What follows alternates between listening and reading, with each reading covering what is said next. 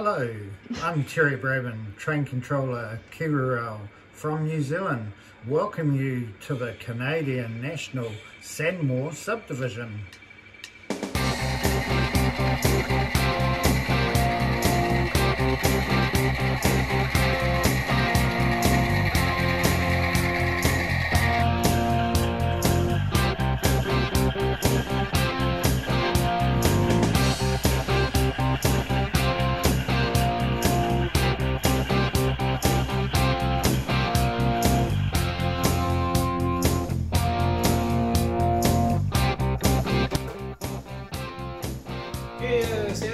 CN 9757, règle 566, autorisation numéro 11-11 donnée au CN 7757 est annulée à 15h40 1540 CCF SL. À vous.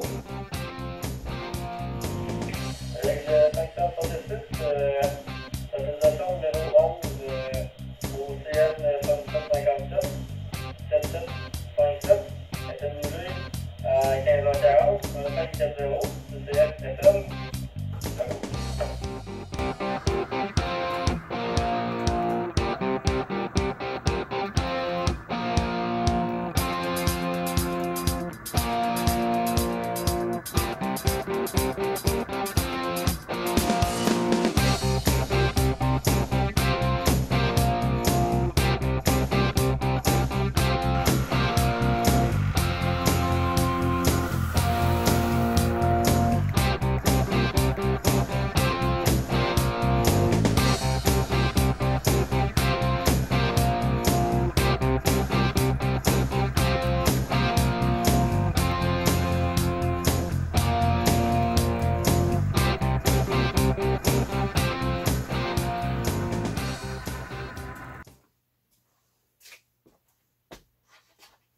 Hello folks, I am back 1 year later. I hope you guys have been well. Welcome to this new episode of the CN Sanmore Subdivision layout construction update. Today's episode was introduced by Terry Braben. Terry's a train controller for Kiwi Rail out of New Zealand, and he's also an active model railroader. He's currently building an American-themed N-scale double-deck layout. So thank you, Terry, for this nice introduction. You guys will also notice that I'm proudly wearing my Modeler's Life hoodie. Shout out to AML Nation.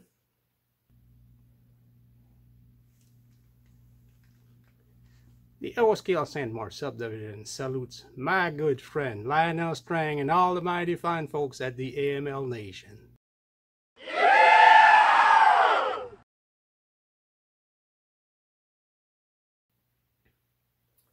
And you will also notice, well, that might be hard to notice because it's so small, but I'm probably wearing also a nice Canadian national pin that was supplied, that was given to me by Felix from Railway World in Coos Bay, Oregon.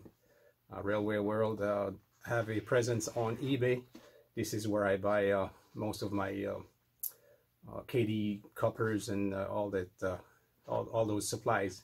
So thank you, Felix. All right, sorry about that, folks. I had to take off that hoodie. It's June and it's a bit warm for a hoodie for this time of year. Right now I'm probably wearing one of my old Maritime District Railroad t-shirts, which was my former N-scale layout. I didn't know this was going to turn into a fashion show. But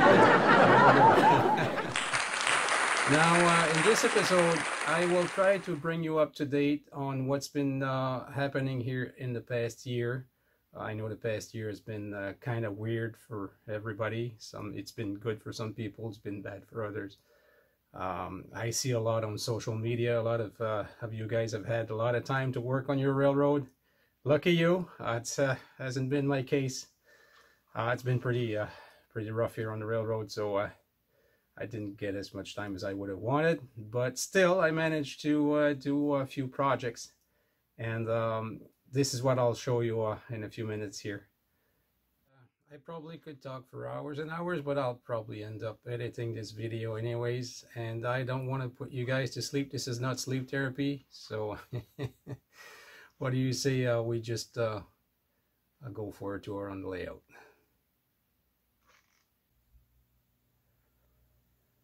Okay, now if we look around the layout, one of my first projects, I have to open up the bracket here.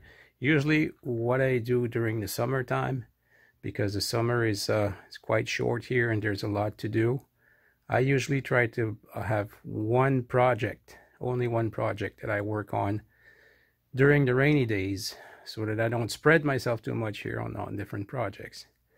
So I call it my summer project. So last year's summer project was to scratch build this station right here. Now this station is, like I said, it's totally scratch built. This is actually my first full-scale structure in terms of a building. I've done a couple of bridges so far. I've done this loadout here, but I never built any structures, any buildings. So this building, I looked on the internet. I was looking for a station. I wanted something that would be that could be current, because I'm modeling current era, but that would still look, you know, like it's been there for a while. Because here in Tegenish, Tegenish is one of the oldest communities on the railroad, and it's way out in the boonies, and it was started out as a sawmill, and there was a need for a railroad to bring the logs to the sawmill and then bring the finished products to port. So this is how Tegenish was established. So the station here, what I wanted was something that would be made out of wood, because it would make sense, and that would look like it's been updated a few times. And this is what I've built here. Now I'll just change angles here, and I'll go turn on the layout so you can see the interior, because it's lighted. Hang on. Okay, I got the power on the layout, so that gives me all the interior lighting. I'll just show the details first, and then I'll walk you through these steps. I'll probably edit some photos in there. Now, I tried to detail the interior a little bit. I don't know if you can see inside here. There's the station agent who's filing some papers. He's probably, yeah, I caught him. He's not working. He's playing with his phone. And he's got a desk there with a chair, laptop, computer, and on the freight side, you have this guy here who's waiting for service. He's waiting for the station agent who's on his phone. Inside you can see I have, I don't know if I can get the focus there. I have lockers in there. Got a bunch of details. Barrels. Got some materials in there. All sorts of stuff. And also outside here on the dock. Now this station, when I say it was scratch built, it was built from raw materials. You know, it's not scratch built buying Grant Line doors and windows and stuff like that. Everything except for the two lamp poles here at both ends of the station. Those are store-bought, and this little figure here. But the rest, everything that you're seeing there, started from raw materials. All the walls are made out of laser board, which is the same type of cardboard that I use for pretty much everything so far. There's a bit of wood there that was prepared in the shop. Everything was lasered. The roof is sandpaper that was lasered, painted and lasered. The window panes, all the windows are laser cut, and the glass itself is mostly recycled from packagings. Whenever you get packaging and there's a clear acetate on the packaging, well, that's what I use for the window glass. And all the details that you're seeing, the chimney here, try to get that in focus, the chimney, the figures, the desk, the files, lockers, barrels, everything that you see there, the old pallet jack, that's all 3D printed with my 3D printer. And I also printed some signs. Even the door handles, those are florist's wire that was bended and glued into place. So it is scratch built. That's what I consider to be scratch built. And it's not perfect, but you know, I mean, for my first building, I think it looks okay. It'll do the job. Try to give it an antique look a little bit, you know, lots of withering. And of course the scenery is not even started. I just poured some sand there so it wouldn't look too bad, but that's that's not going to be the scenery around it for sure. So that was one of the projects, and we'll move on to the next project.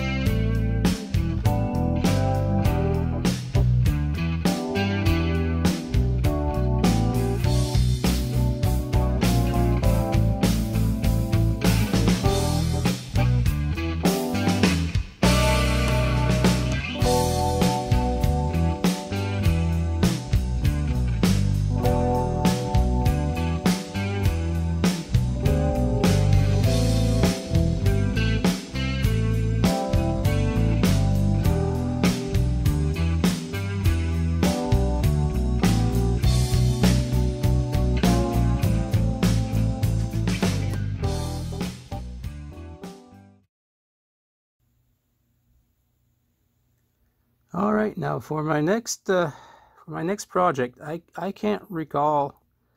I would have to look at my previous episode. I can't recall if I'd shown the dam that I was trying to build here. Anyways, I ended up tearing that apart and starting over. I really was not satisfied with what I'd done. So what I did is I built this one here. Now it kind of looks funny right now because the scenery is not done, but you can see the little stream that's coming from behind it there.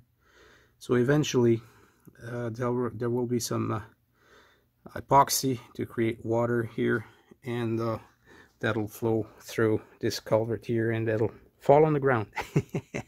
So I'll probably have a bucket here. No, this is something I did. I had some Atlas bridge piers that I was not going to use, and those are made out of foam. So I cut these up, and I made this double gate dam that's busted, because this is again in the story of my layout. This dam was built probably back in the late 1800s and it was to supply the probably the water and the power for the sawmill, but it's no longer needed, and it's been abandoned for a while. So this is why it's all busted and rusted. Eventually it'll be, you know, covered with, you know, overgrown trees and weeds all around it, so it's not going to be that apparent. You'll probably have to look through the branches to see it, but yeah, I'll edit some photos again in this video to show you a little bit of the steps that I went through to build this. But again, it's all, well, no, it's not all scratch built, because I used some commercial parts. I can't say it's scratch built. I'd say it's a kit bash, using the Atlas. I think those are Atlas piers. I used some Plastruck shapes for the metal beams, and then the little walkway there is it's lasered cereal boxes. The same thing that I used on my bridges, and a little bit of wood, and I weathered everything up. But yeah, eventually this should be a nice little scene there, right track side.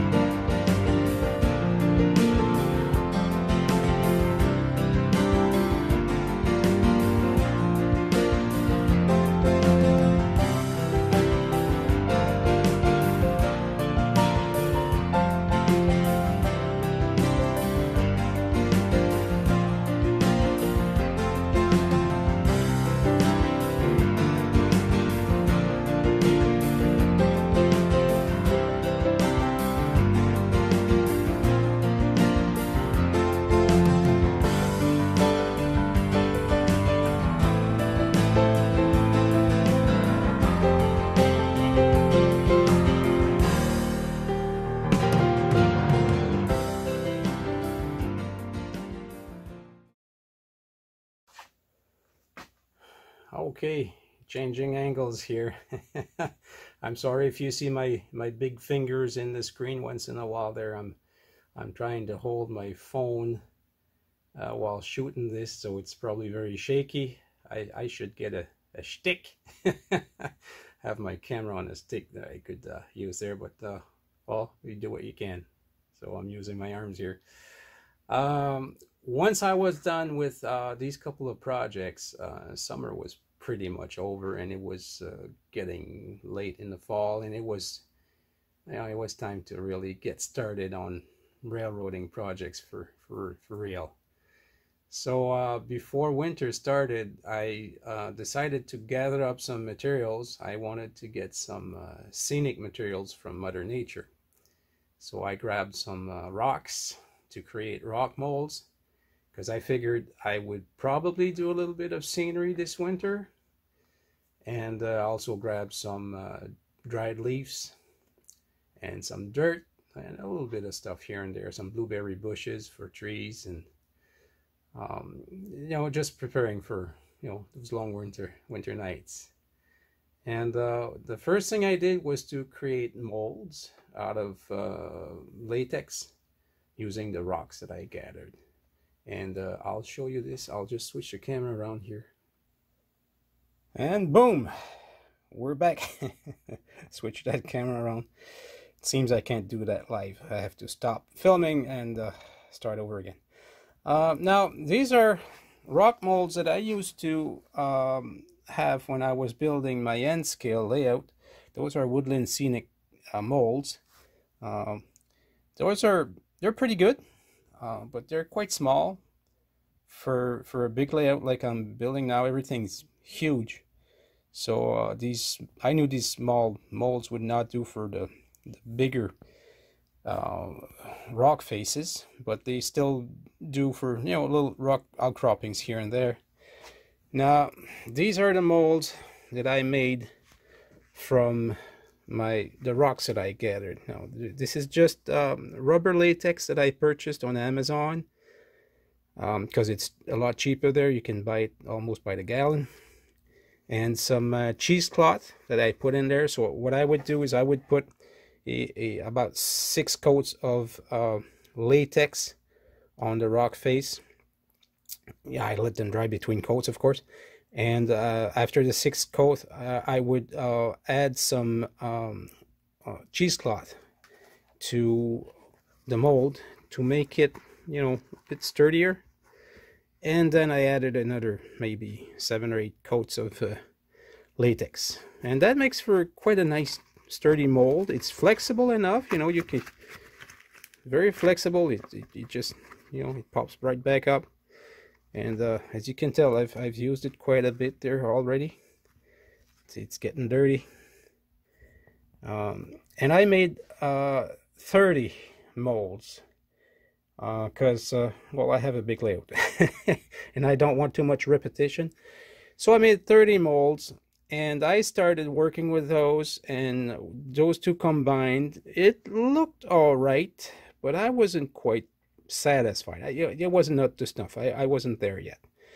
So I contacted Daniel Dowdy out of the O-Scale Resource magazine. I said, Daniel, I said, what do you use for your rocks? I mean, you have such nice rocks on your layout. And he's the one who turned me on to Bragdon Enterprises. I said, well, I know Bragdon Enterprises because I purchased their weathering powders. I didn't know they made rock molds. So I went on their website, and I found a series, and I mean, I think there's hundreds of rock molds on there. And I purchased a good quantity of these. Now, size-wise, if I back up here from the Woodland Scenic mold that a lot of people use to the Bragdon molds, there's a world of difference. And these molds are absolutely fantastic. They're very flexible. They're very thick. They work well. And the designs that they produce is amazing. I'll show you some of these, the results of these molds here in a few minutes. But these are simply amazing. And you can check them out. Bragdon Enterprises, I believe. They're on the web. I think it's www.bragdonent.com.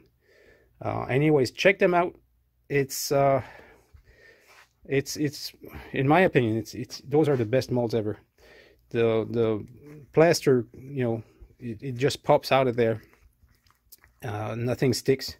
Of course, I do use some mold release, spray mold release, but still, I mean, these work fantastic.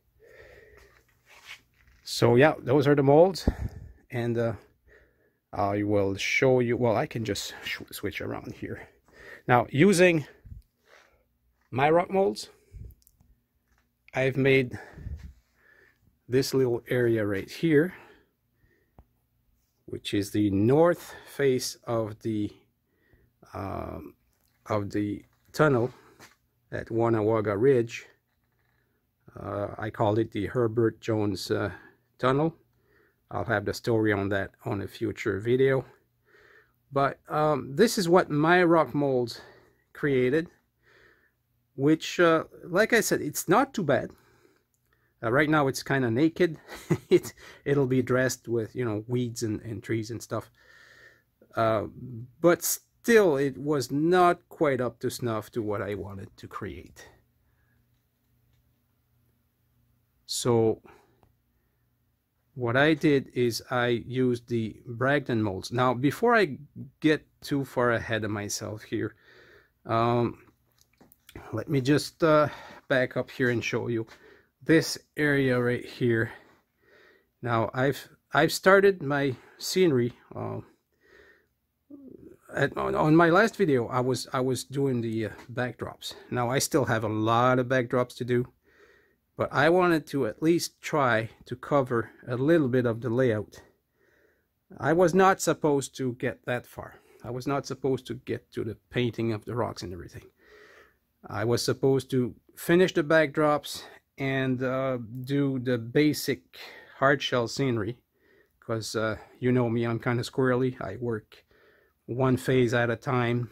But midway through, I thought, I better try this out, because if it's, if I don't like it and I've done the entire layout, that'll be a big job to start over. And it's a good thing that I did, because you'll see on the other side of this tunnel here the difference. Now for my scenic base hard shell, again, I will edit some photos in there, but I'll just describe quickly what I did. My goal of building this layout is to go back to the roots of this hobby, and also to use materials that are free or very cheap, because everything else is so expensive. So what I use for the base of this hard shell is all my shipping boxes, because heaven knows that we've been buying everything online for the past year. So I had a lot of shipping boxes here. So I just used these boxes, I cut them into strips, and I using some hot glue, I created a web that would give me the basic shape of the terrain. And then I covered, this is not the first time I've done this. My previous layouts have been done this way also. But what I used to do is I used to grab some, either some newspaper or some paper towels, and dip them in plaster of Paris and just lay them on top of this cardboard. And everything would just drip to the floor and drip on everything that's under the layout, and it would create a whole mess. Now this time I decided to do it different. I cut some newspaper, because again, newspaper is free. And I dipped it in water to make it more softer, more pliable. And I put some wood glue on the strips, on the cardboard strips, and I laid the newspaper on there, the wet newspaper, and it just absorbed the glue, and it created a base that was like, it wasn't really sealed, but almost. I mean nothing dripped after that.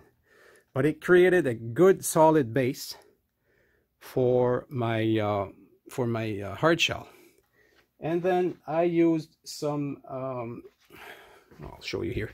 I used some dryer sheets, sheets from the dryer. Now those are used, and as you can see, I still have like a lot of those. And again, those are free. I mean, usually you just throw these away. And these are made of a fiber that's really tough. It's incredible how tough this stuff is.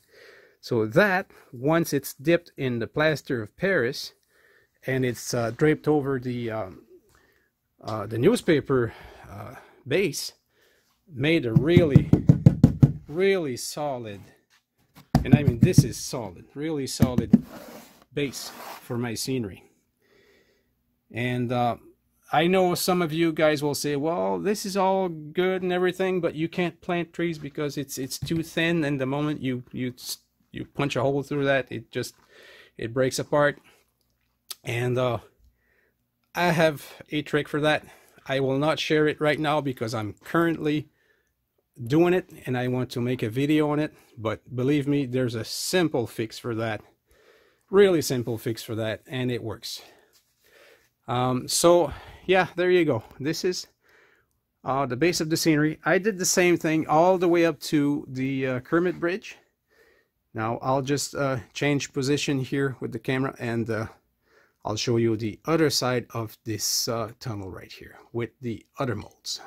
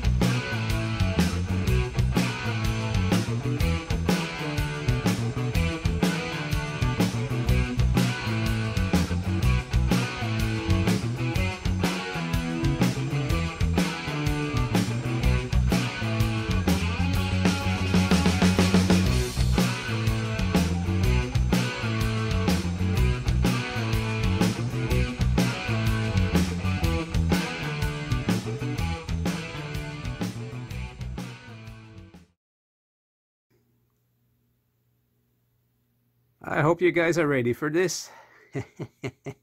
Ta-da! Now, is that a difference or what?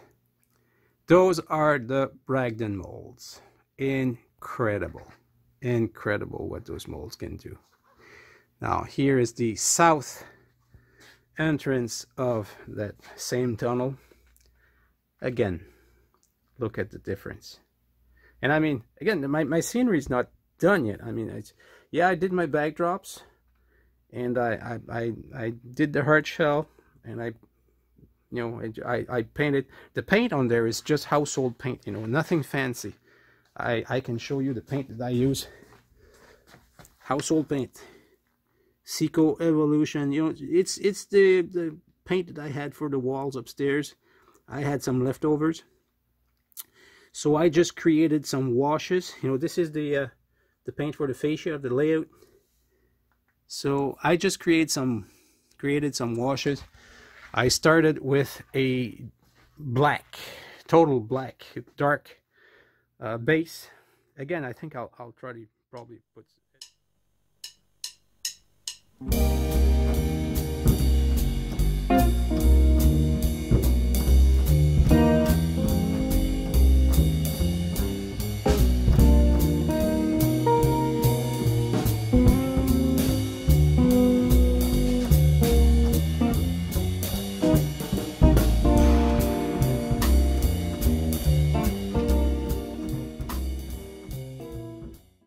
Some photos in there, but I started with black, and then I did some washes, going lighter and lighter and lighter, and finally adding the colors.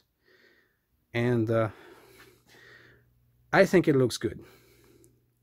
I think once the scenery is done in front of it, and with the trees and the buildings and everything, I think this is going to be quite good. Now you see, my signals are all wrapped up in plastic here. I did not want to get any plaster or paint on these signals because I spent way too much time building these. So right now they're plastic wrapped. Looks kind of funny.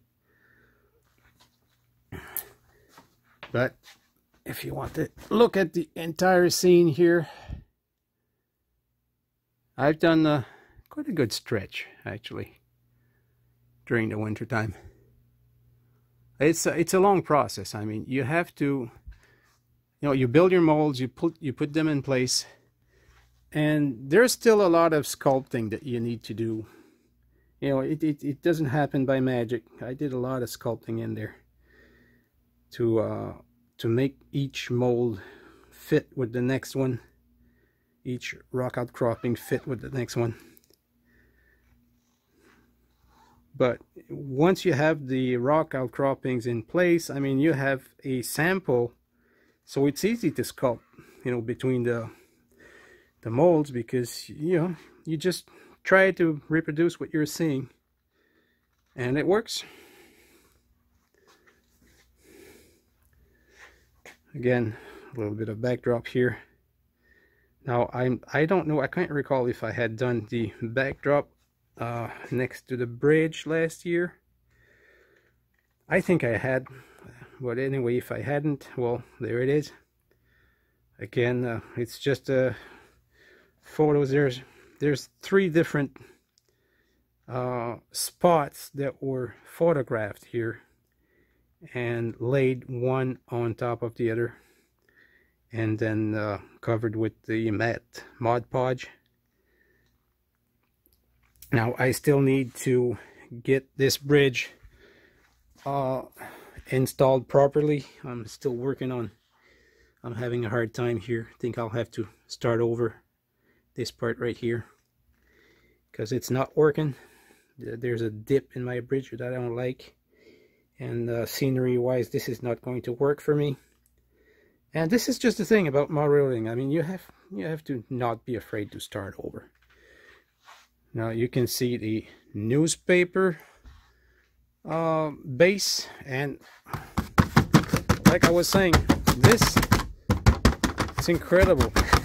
It's probably because of all that glue that's on there, but it makes for a good base for the scenery. So there you have it, a little bit of the scenery that I did in the past year.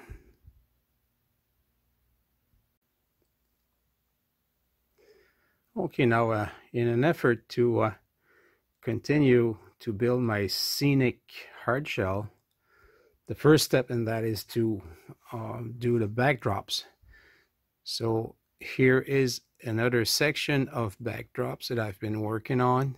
This is heading towards Douglas Cove. So it's not a long stretch, but it's getting there slowly. The one thing that kept me from doing it all this winter or last winter is because I didn't have enough photos.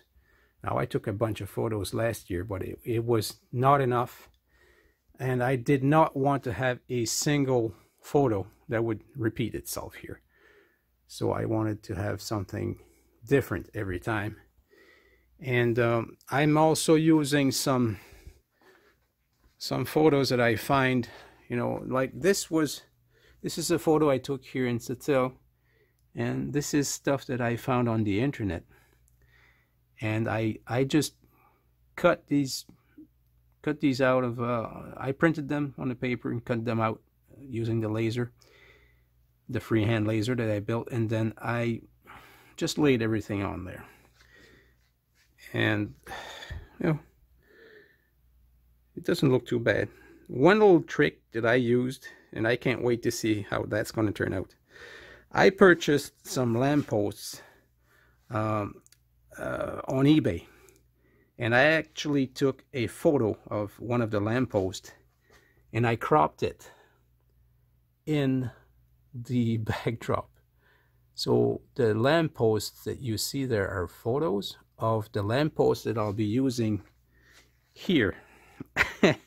so it should give me some type of continuity, you know, with having the same lamppost that would probably tie everything in together. If I can do a good job with the roads and everything else, the rest of the scenery, I think that's that's gonna work. I don't know. It's something I wanted to try, but yeah. Another thing that I've been working on is making a few more Canpotex potash cars. I have a friend who wanted some of these cars for his layout. Shout out to Luke. Luke, how are you, my buddy? Luke sent me 6 cars, and he said, you know, keep 3 for yourself and build 3 for me. So I figured that was a good deal. So these are the latest cars. As you can see, I went with a bit of a different shade, because if you look at photos of these trains, they're not all the same color. So I went with a different shade. I went with a different design. Those have the Portland Daylight Express NMRA convention logo on there. And I used different reporting marks. The old ones were PTEX. Now these are CNPX. So I'm up to 9 cars for this string of cars, and that's probably going to be it for my layout. I mean, it's enough cars for what I can fit in this location here. And I've also been working on weathering some CN cylindrical hoppers. Now, I'm not a weathering expert. I'm just starting to do some weathering. I've been doing some weathering for maybe a couple of years now, and I'm still learning a lot. But I don't know. Those look okay. I still have a few more of those on the way that I will be completing in the coming months.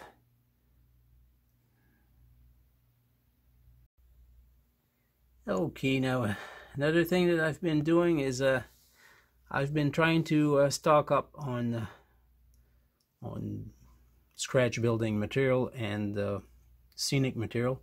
This is all basswood that I had a big log of basswood, and I cut it up in my shop there, making different sizes of sheets that I'll be using for different projects. And I've also started stocking up my my brass supplies. Still have a lot of these items to purchase, but you know, every once in a while I just I purchase a few of these shapes there, so that I can build up my inventory. And I've also purchased some scenic material. Now this is all, well, mostly woodland scenic stuff. It's quite expensive, you know, to build scenery, from what I've seen, but I don't know why. I've stepped away from model railroad suppliers, and I turned over to wargaming suppliers, and they have the same products. I mean, those are the same products that you can buy from Walters or Woodland Scenics, or no, those are War World Scenics. Those are Warcraft scenic items. I purchased those on eBay. Not on eBay, excuse me. I purchased those on Amazon. And no joke, for less than half the price of what you can find through Walters or Woodland Scenics or all those companies.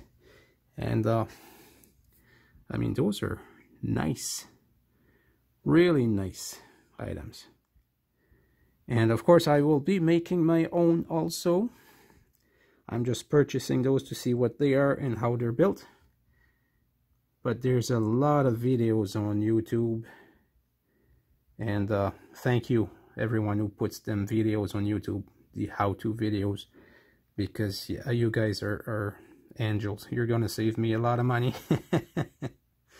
But yeah, those are some of the supplies that I've purchased, slowly working my way up to getting to the scenery. Now, as you can see, if you look around my layout, I still have a lot of backdrops to do. We'll just go for a quick walk here. But yeah, I still have a lot of backdrops to do, and a lot of scenery, a lot of hardshell scenery to do before I can get to the actual scenic building. But I like I said, I'm a little bit squirrely. I gather everything up way ahead of time because I want to be ready.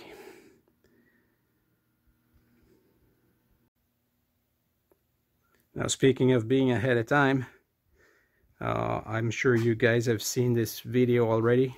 I've built up one of my work trains. This is what I call the ditching work train, using MTH air dump cars, which I converted to DCC and painted. They still need a little bit of weathering. I did weather the insides of the cars.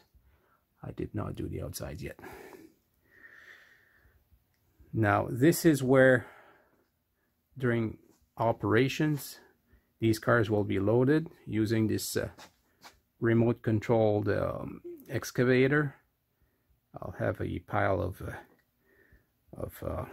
dirt or rocks here that'll be loaded onto these cars, and then the work train will grab these cars and go onto the layout and dump all that dirt on my beautiful scenery.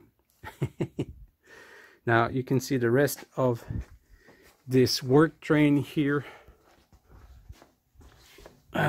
which is, it's parked right here right now. Those are all the other cars that I modified to build this work train. And of course I'm using CN Point St. Charles caboose on there. Now I have other work trains that I want to build. I've already purchased some of the scratch building materials because the next work train that I'm building is the welded rail train. This one will have scratch built cars because purchasing 17 cars is it's out of my budget, so I'll be making the cars myself. And yeah, that's gonna be a next winter's project.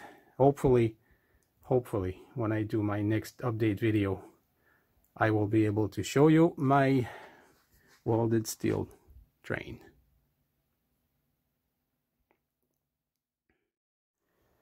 You can read all about work trains on my layout and also view a step-by-step description of how I converted and modified all the cars to create this specific work train in the May-June 2021 issue of the O-Scale Resource magazine, always available online for free at oscaleresource.com. Okay, now a couple of last things I wanted to show you before I finish up this, wrap up this video. I've purchased a Sherline lathe, metal lathe and milling combo.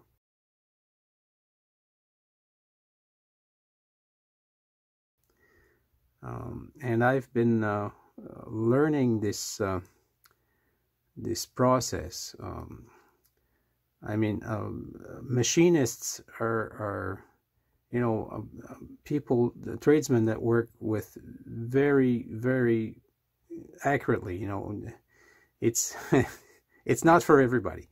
Now, I can't see a workshop without a milling machine and a lathe, because there's so many things that you need to modify when you're building a model railroad, unless you buy everything off the shelf and put it on your layout, and that's okay. But I like to modify things. I like to find ways to build things. And so with this purchase, I've taken, the first thing I tried was to scale back some wheels. This car is an Atlas tank car that was originally a tree rail model. Now the tree rail, as you all know, they have these big clunky wheels, which looks like oversized N-scale wheels.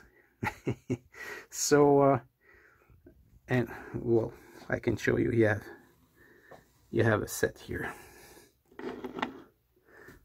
Now this car had these wheels on it. Now I took these wheels, these are made out of metal, and I reprofiled them on the lathe to this wheel profile.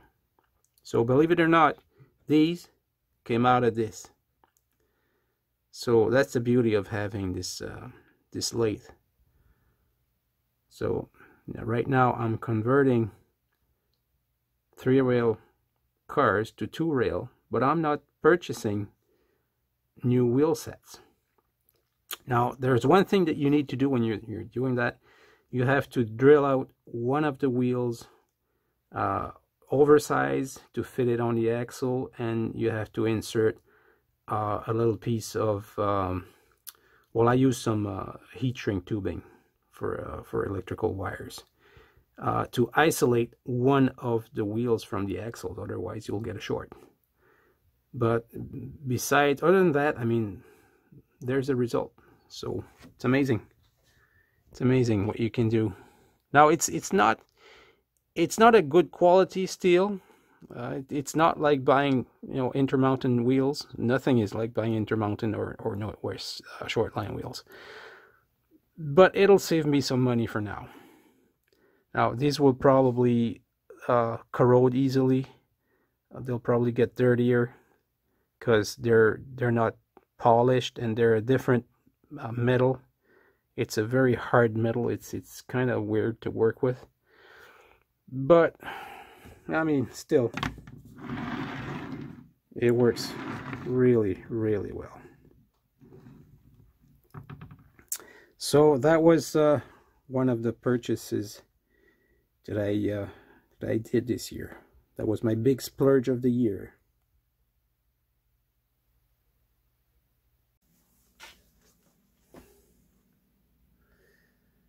And last but not least, I am, as always, working towards operating this layout, because let's face it, this is the goal of all that hard work. It's to operate the layout. I've been very fortunate so far. I've found a couple of new modelers that are interested in coming over to operate. So this is looking good. I know some of you have mentioned that, you know, once the COVID is done and if the layout is operational, that you guys would like to come over, and of course this is going to happen. I don't know when, but it will happen, that's for sure. Now in getting ready to operate the layout, what I've been working on is this big book right here, which is a combination of, let me get closer here.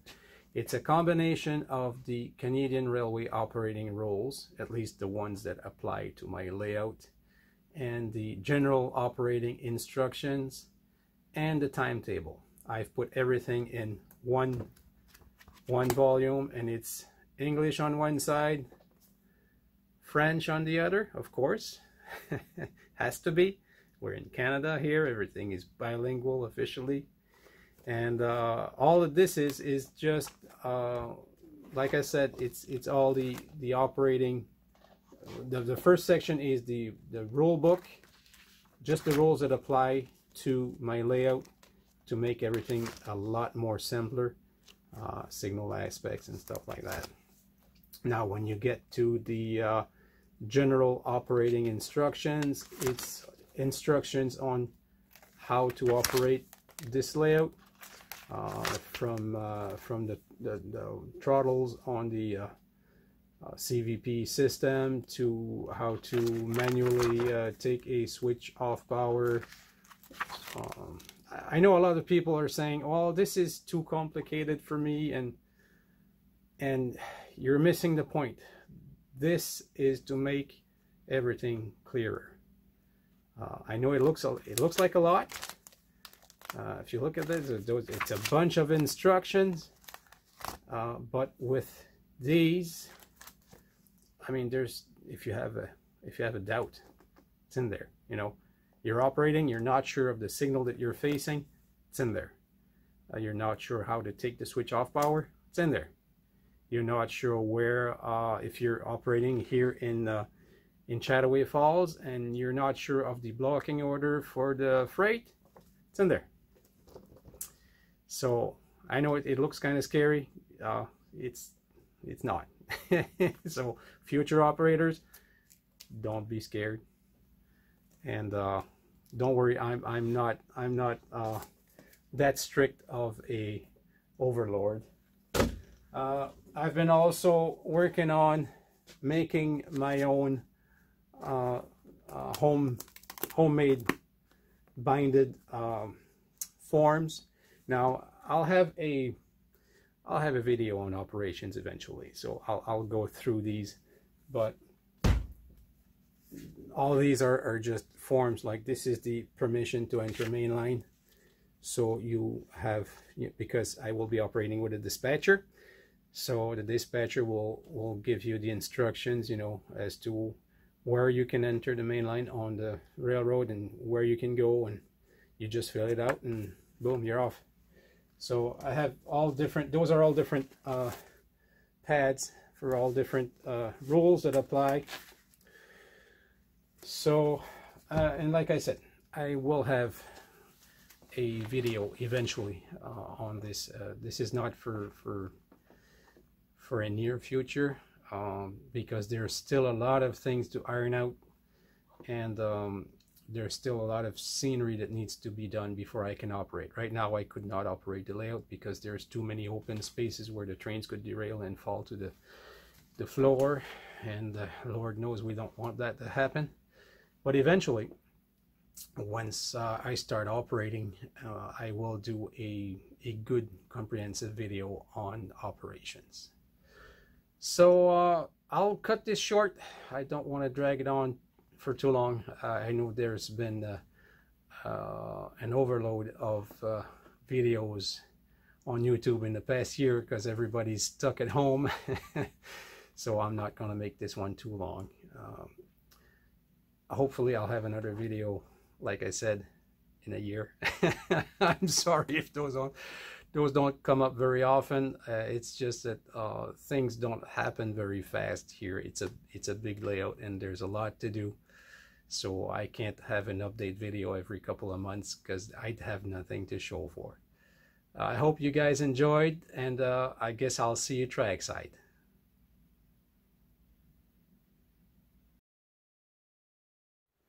If you wish to have more information on this article with more in-depth photos, you can read all about the construction of my layout in the July-August 2021 issue of the O-Scale Resource magazine.